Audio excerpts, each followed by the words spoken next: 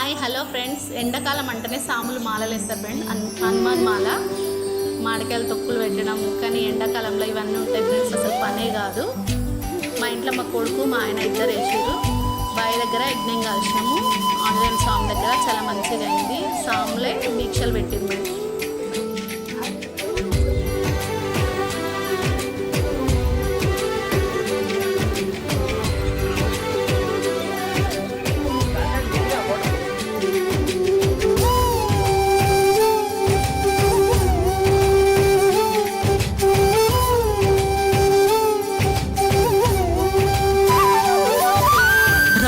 రామ రఘురామ అని పాడుతున్న హనుమా, అంత భక్తి పరవశమా ఓ కంఠమమ్ము గనుమా. సరదాగా నా గాలి పాట వినుమా, విన్నా